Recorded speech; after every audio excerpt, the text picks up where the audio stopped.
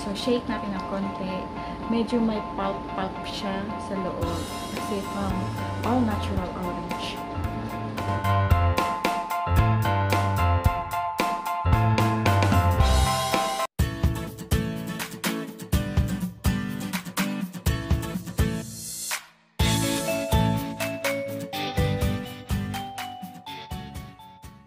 Hi everyone! Welcome back to my channel. It's me again, Kringkring, and today's video ay gagawa tayo ng isa na namang makabuluhang tutorial. Nagtataka kayo guys, bakit ako nakakulot? So mamaya sabihin ko sa inyo. Dahil na-intriga ako sa mga nakikita ko at napanood ko na DIY. So ngayon, gagawin natin siya at gawin din natin ng review kung ano yung may experience natin sa gagawin natin na tutorial.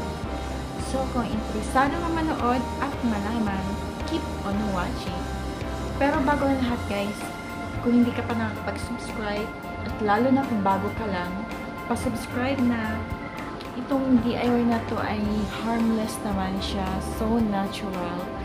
So, I'm sure magugustuhan niyo to. So, yun guys, huwag na natin katagalin, umpisahan na natin. At ipapakita ko na yung gagawin natin DIY. Tcharan! So, ito lang naman. Yung isa, enough na. So, saktong-sakto na to. So, mabibili mo lang naman siya sa palengke.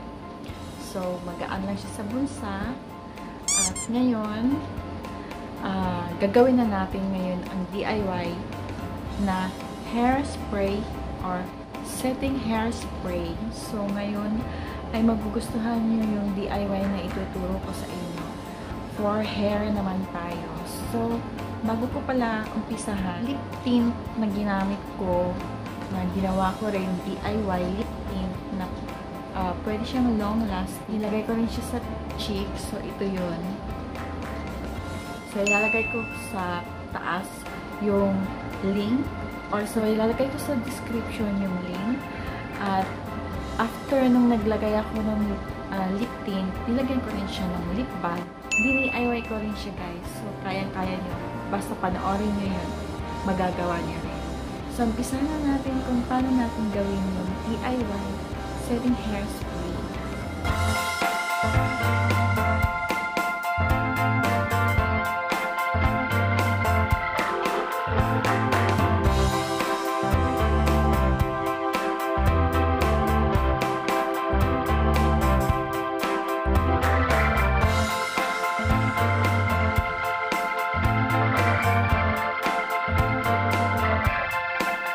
Guys, tapos na natin gawin yung DIY hairspray. So, nakita nyo naman ba, ang dali-dali lang. Siyempre, kakaluto lang nung orange na pinakuluan. So, pina-cool down muna natin. Tapos, after cool down, kailangan nyo lang ng empty spray bottle para pag nag-cool down yung binoil natin na orange, ilagay natin dito. Kung pupunta tayo sa party, kung nagmamadali kayo, so, kailangan natin to for hair curl na mag-set. Tapos, mag-last yung curl. So, ngayon susubukan natin kung gano'n na siya ka-effective at ano yung feeling, kung anong meron sa DIY hairspray na to. Dapat, pag magkukulot ka, dapat yung tuyong-tuyo. Tapos, i-half mo siya, i-divide mo siya into two.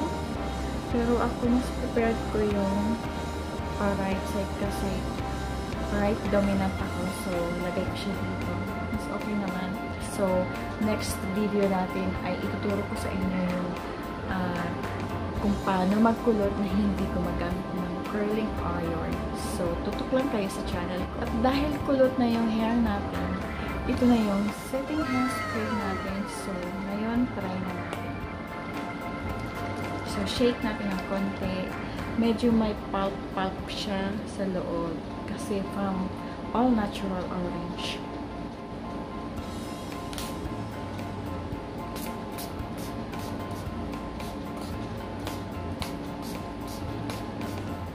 So, spread mo lang siya. Spread mo yung mismong orange setting spray na to for hair curls. So, dito lang natin sa side lagyan para malaman natin kung ano yung pagkakaiba ng with DIY setting spray and without setting hairspray. Okay? So, dadamihan ko siya.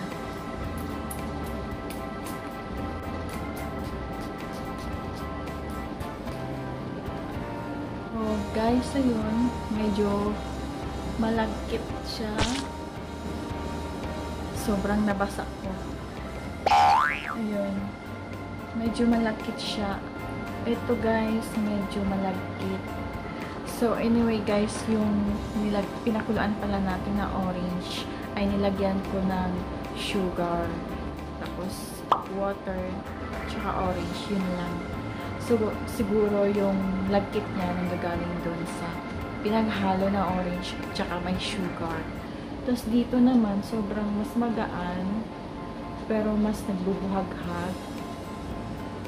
So, ito yung walang DIY setting hairspray. So,